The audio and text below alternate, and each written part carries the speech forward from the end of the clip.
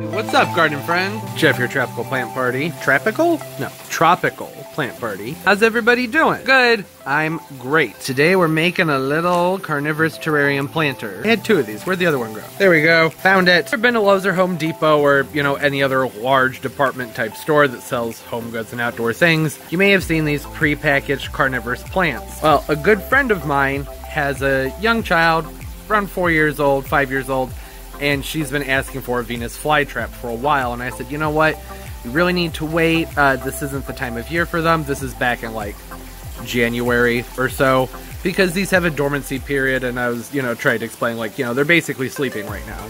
But things have warmed up. It's a little bit more trustworthy to go ahead and pick these up from the stores now.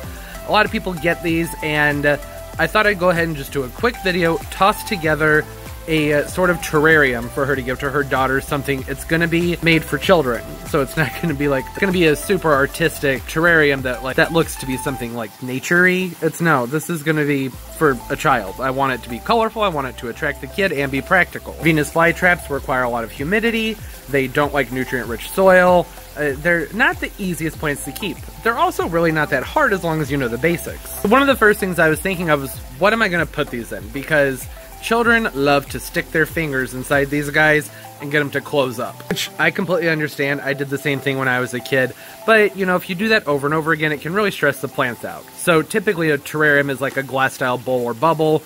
I don't want to give something glass to a kid. So I went to the pet store and I picked up a couple of these plastic bowls. These are plastic, they're not going to break them. Now this is a 1 gallon, this is a ½ gallon. I will just say, fish should not go in these. It's too small. I don't care if your beta has lived a long time in them. Doesn't mean they should have to. That's a whole different rant. But this is going to be convenient for a terrarium. So the only reason I think I'm going to go with this round one over this one that's more shaped like a goldfish bowl is really just because this looks too much like a goldfish bowl. So I'm probably just going to return this one. But size-wise, this would work much better. But oh well. Now, because the Venus flytraps come from swampy areas, marshes, bogs really, not marshes, areas where that soil's always wet, they need to be in something that's going to help hold in the moisture. So there's not going to be a drainage hole in this. And if you're not going to have a drainage hole, to put charcoal on the bottom. The stores were out of charcoal, but since I was at the pet store anyways, I grabbed some activated carbon. Now, this is the same thing, but it actually is much more efficient at removing impurities from the water. So a layer of this needs to go on the bottom. You should really probably rinse it first. I'm going to see how dusty it is real quick. I think it's fine. Usually you want to rinse this if you're using it for a fish tank. This is actually surprisingly clean for how cheap it is. But this will actually work better than the charcoal, because really the way this works is the more fine the pores are, the finer the impurities that they can collect. Oh, there's a string in here. That's odd. Yeah, I didn't bother rinsing it. If this were going in a fish tank, I would rinse it off. I don't really think that's necessary for this. So I have a hefty layer on the bottom, I'd say ½ inch to 1 inch thick. And what this is going to do is when this plant gets watered, that water is going to settle in the bottom. This will help keep the water from really being quite as nasty as it would normally get when it's just stagnant at the bottom of a pot. Just going to help keep it cleaner, essentially.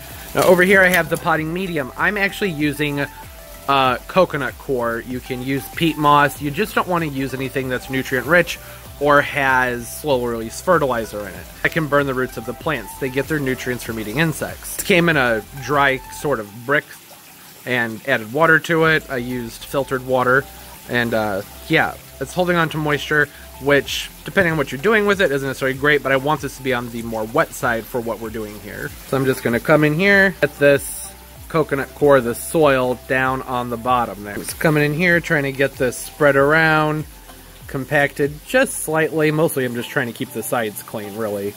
But I'll have to use a paper towel to clean that up anyways when this is done. Okay, so I got that potting medium in there. It's roughly twice the depth of the charcoal or carbon that's beneath it. And now I'm just going to go ahead and plop the Venus flytraps in there. Oh, and I forgot to mention, you can use sphagnum moss also. It holds in a lot of moisture. The only problem with it is that it tends to get funky a lot faster than other soils do. With the coconut coir, that's slightly experimental. The benefit to using peat is that it helps maintain acidity, which these plants really like, but there's like some ethical issues there with peat, so trying the coconut coir, and I think that it actually probably will work out just fine. It should be okay. It's not super nutrient dense. The main thing is going to be how quickly does it break down. And I don't know. We'll find out. All right, so I'm just going to go ahead and pull these guys on out, get them broken away from their roots or from the sphagnum moss, and pot them up.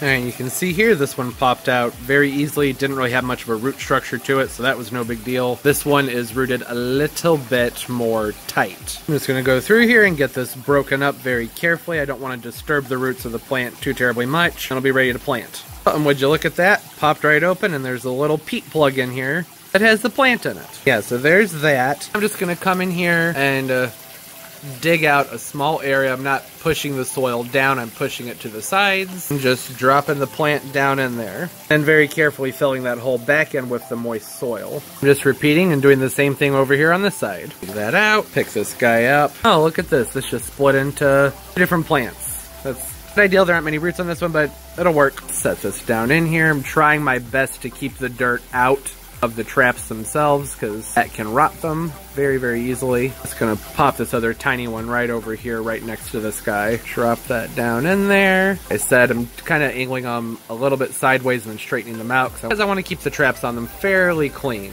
Those are all planted up. I could technically stop here if I wanted to, but like I said, I want this to be a little bit more whimsical since it's for a child. I want this to keep their attention. And since these plants move and respond, there's sort of a personification that goes with these where they can be thought of a little bit more of as a pet than as a plant. Also, in a typical terrarium, you could do the carbon with layers of gravel, sand, and whatnot before the potting mix.